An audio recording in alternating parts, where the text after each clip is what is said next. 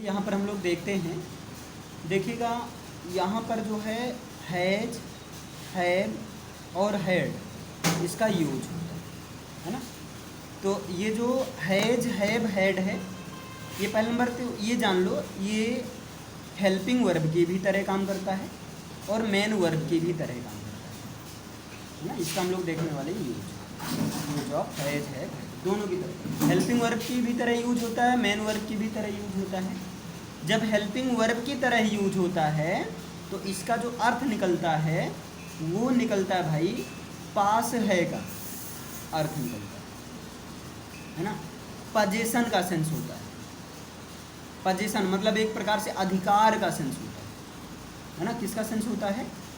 Position या अधिकार का सेंस है ना। ये चीज़ होता है, पोजीशन या अधिकार का सेंस होता है। क्लियर है ना? इतना समझ पाए कि नहीं? लेकिन अगर इसको हैज, हैव, हैड को अगर एज अ मेन वर्ब देखा जाए तो भाई इसका अर्थ होता है खाना से होता है, खाना से लिया जाता है या लेना से लिया जाता है ना। खाना से होता है या लेना से होता है। जैसे अगर एग्जाम्पल की बात करें तो जैसे सुबह का नाश्ता करना, सुबह का नाश्ता करना, सुबह का नाश्ता करना, इसकी भाई दो इंग्लिश होती है।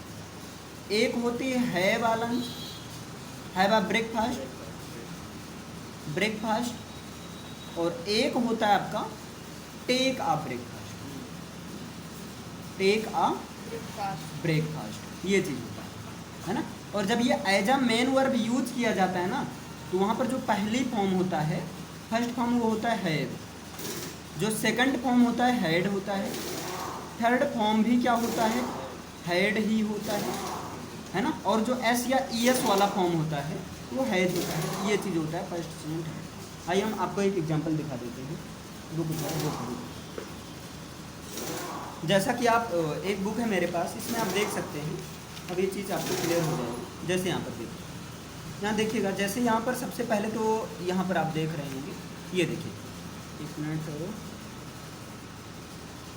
ये देखिए नाश्ता करना। तो नाश्ता करने की इंग्लिश दो दिया गया है, टेक ब्रेकफास्ट और दूसरा भी है हैव ब्रेकफास्ट। मतलब दोनों होता है ना। तो हैव का मतलब करना है, खाना से भी लिया गया है। जैसे अब यहाँ देख सकते हैं दोपहर का खाना खाना, तो इसकी इंग्लिश क्या है? टू टेक लंच कहो या टू हैव लंच।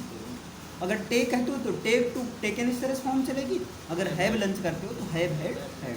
इसी तरह देखिए रात का खाना खाना है ना, तो इसकी इंग्लिश क्या होता है भाई?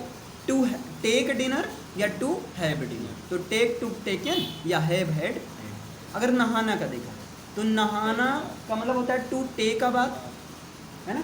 चाहे आप अगर टू टेक अ बात कर रहे हो तो टेक टू टेकन इस तरह से फॉर्म चलेगा, टेक अ बात, टू का बात, टेकन अ बात। अगर आप नहाना की इंग्लिश टू हैव अ बात ले रहे हो तो हैव हैड हैड।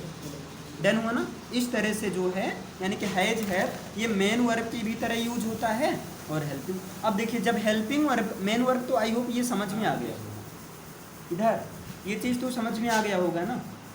जैसे देखिए नमस्ते, कभी कभी कन्फ्यूजन हो जाता है। जैसे कन्फ्यूजन ये होता है मैंने सुबह का नाश्ता कर लिया है ना, तो वहाँ सेंटेंस लिखा रहता है आई हैव, है ना, I have had my lunch, I have had my breakfast, sorry, I have had my breakfast, मैंने अपना नाश्ता कर लिया है। तो यहाँ पर अब बच्चे कंफ्यूज हो जाते हैं, ये दोनों कैसे साथ? ये जो है ना, ये जो है ये आपका सुबह का नाश्ता कर लिया, देखो ये प्रेजेंट परफेक्ट टेंस है। मैंने सुबह का नाश्ता कर लिया है, कर लिया है, या मैं सुबह का नाश्ता कर चुका हूँ। ये चीज तो हैव, ये एक्चुअल में दोनों नहीं, ये तो हेल्पिंग, ये मेन वर्ब की तरह काम कर रहा है, लेकिन ये हेल्पिंग वर्ब की तरह काम कर रहा है ना। समझ में आया? ये हेल्पिंग वर्ब की तरह काम कर रहा है। क्लियर? और देखो सबसे ज़्यादा कन्फ्यूजन यहाँ हो जाता है, जैसे मैंने सुबह का नाश्ता कर लिया था तो लिख जाता है I had had, I had had my breakfast. अब यहाँ कन्फ्यूजन हो जाता है, दो दो बार हैड लगा है।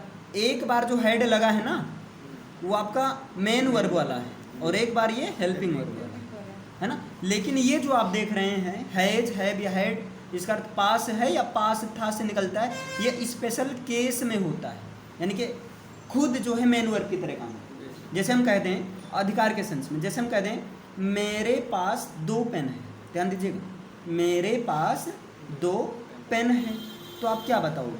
आई, अब यहाँ पर पास की इंग्लिश नियर नहीं लिखनी है, I have 2 pen, I have 2 pens, इस तरह से आप कहोगे। लेकिन कहीं कहीं ये पास सेंटेंस में छिपा रहता है, दिया ही नहीं रहता, वहाँ पर आपको देखना रहेगा कि हाँ देखो अधिकार का संसार है कि नहीं। जैसे हम कह दें मेरी 2 बहनें, है ना, मेरी 2 बहनें, तो बताओ मेरी 2 बहनें, यानी कि यहाँ पर आई, अब देखिए यहाँ पर पास कहीं नहीं, लेकिन बहन किसकी है? मेरी है, यानी कि अधिकार मेरा ही है।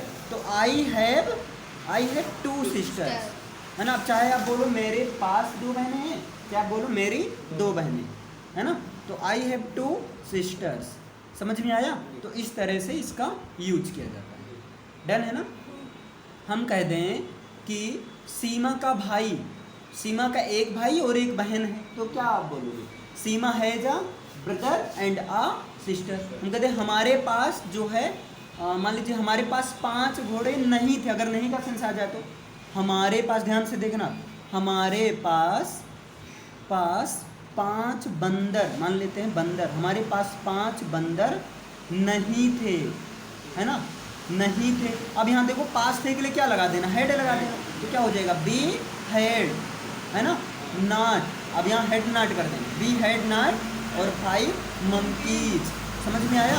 MONKEYSEAN है ना। इतना क्लियर हुआ ना, इतना समझ में आया। लेकिन आपको ये भी ध्यान देना है कि हैज का यूज आपको सिंगुलर के केस में किसके लिए करना है? सिंगुलर सब्जेक्ट के लिए करना है। और सिंगुलर सब्जेक्ट का मतलब ही, सी, इट या वन नेम, नॉर्मली आप इससे आइडिया लगा लीजिए, है ना। और हैव का यूज आपको क्या करना है? प्लूरल सब्जेक्ट के लिए। प्लूरल सब्जेक्ट का मतलब क्या हुआ? आई, बी, दे, यू, है ना, और 2 नेम या 2 से अधिक नेम। और जो हेड जो होता है ये ऑल सब्जेक्ट के लिए लगेगा, क्योंकि ये पास्ट कंडीशन में आएगा जब पास्ट था वाला सेंस आए, है ना। जब ये पोजीशन की बात हो, लेकिन पास्ट वाली पोजीशन की बात हो, तब वहाँ क्या लगेगा? हेड लगेगा। और ऑल सब्जेक्ट के साथ में क्या लगता है? हेड लगता है ना। डन हुआ? इतना क्लियर। अगर यही क्वेश्चन वर्ड के फॉर्म में आ जाएगा, क्या मेरे पास 2 पेन है, तो हैव को उठाकर क्या कर देंगे? पहले कर देंगे, है ना। इतना समझ में आया? तो इस तरह से ये आपका यहाँ पर देखिए, यहाँ पर मिक्सअप है, इसमें इजमार, वाज, वर, बिल, सेल का भी यूज है, आप देख सकते हैं। देखिए जैसे साजिदा, ये एक्सरसाइज आपको करना है। साजिदा का घर बहुत बड़ा है, तो क्या बनाओगे? The house of Sajida is very big. Arpita अगले वर्ष स्नातक होगी, मतलब कर लेगी, तो अर्पिता विल बी ग्रेजुएट, है ना, ग्रेजुएट नेक्स्ट ईयर हो जाएगा। काव्या अत्यंत बुद्धिमान छात्रा है, तो काव्या इज आ, अत्यंत मतलब वेरी, या इज अ एक्सीलेंट स्टूडेंट, है ना। अगला देखिए, मिसेज दिव्या द्वितीय वर्ष में मेरी अध्यापिका थी, तो पास्ट का, तो मिसेज दिव्या वाज, यहाँ हैज नहीं रहेगा, पास पोजीशन का सेंस नहीं हो रहा है ना। तो Mrs Divya was my teacher in second year, है ना। क्या यह मकान 100 साल पुराना है, तो यहाँ पर यहाँ भी पास वास पोजीशन नहीं हो रहा है, तो is this house is 100 years old. अगला, 40 परीक्षार्थी उपस्थित नहीं थे, तो क्या हो जाएगा? यहाँ पर क्या हो जाएगा? 2 तरह से आप बना सकते हैं। There were not present 40 students, या आप कह सकते हैं 40 स्टूडेंट्स वर नॉट प्रेजेंट। आगे, क्या परीक्षा का हॉल बहुत भव्य था, तो was the hall of examination is very, और भव्य का मतलब बिग आप बोल सकते हैं, या जो है आप बोल सकते हैं क्या बोल सकते हैं आप? वंडरफुल बोल सकते हैं, है ना। मायरलेस, हाँ, मिरेकुलस बोल सकते हैं आप, मिरेकुलस भी बोल सकते हैं, है ना, भव्य के लिए। डन है ना, इतना क्लियर। अगला देखिए, ये विद्यार्थी हमारे प्रकाश स्तंभ होंगे, तो क्या हो जाएगा? प्रकाश स्तंभ होंगे। These student will be our, और यहाँ पर आप बोल सकते हैं प्रकाश स्तंभ मतलब एक प्रकार से एक्सीलेंट होंगे, तो एक्सीलेंट, या आप बोल सकते हैं these student will B wonderful, है ना। आगे देखिए, अब देखिए यहाँ मेरे उसके पास 500 रुपये हैं, तो क्या हो जाएगा ही हैज और 500 रुपीज। अब यहाँ पर एक चीज़ और ध्यान देना, जब पास है वाला सेंस आएगा ना, तो उसके की इंग्लिश अगर मेल है तो ही, अगर फीमेल है तो सी।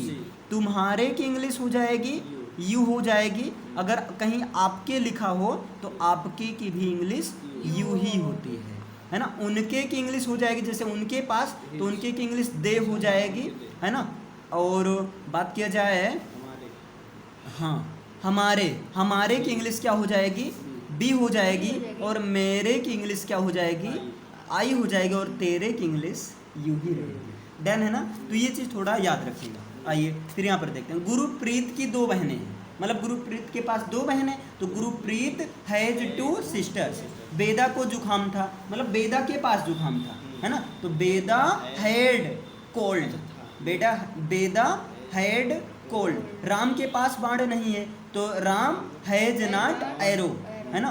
क्या उसके पास रॉयल एनफील्ड थी, है ना, तो क्या हो जाएगा यहाँ पर हैज, है ना, है नहीं थी है, तो हैड ही रॉयल एनफील्ड, है ना। अगला, विज्ञान में अद्भुत शक्तियां हैं, मतलब विज्ञान के पास है ना। तो आप 2 तरीके से बोल सकते हैं, साइंस हैज वंडरफुल पावर, आप ये बोल सकते हैं, या बोल सकते हैं there are wonderful powers in science, है ना। अगर आप अभी हैज के सेंस के हिसाब से देखा जाए तो हो जाएगा साइंस हैज वंडरफुल पावर।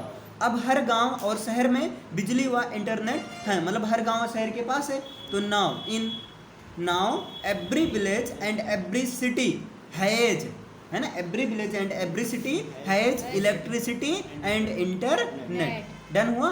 तो इस तरह से आपको यहाँ 15 एक्सरसाइज करना है। यहाँ पर मीनिंग भी दिया गया है, आप देख सकते हैं, है ना, इस तरह से। जैसे यहाँ पर 11 नंबर यहाँ लिखा है, इसका मतलब इंटरनेट की स्पेलिंग ये होगी। बिजली ये लिखा है, मतलब बिजली की इंग्लिश इलेक्ट्रिसिटी होगी। शक्ति 9 पर है, मतलब शक्ति की इंग्लिश पावर्स होगी, है ना। अद्भुत की इंग्लिश क्या होगी, वंडरफुल या मिरेकुलस होगी, है ना।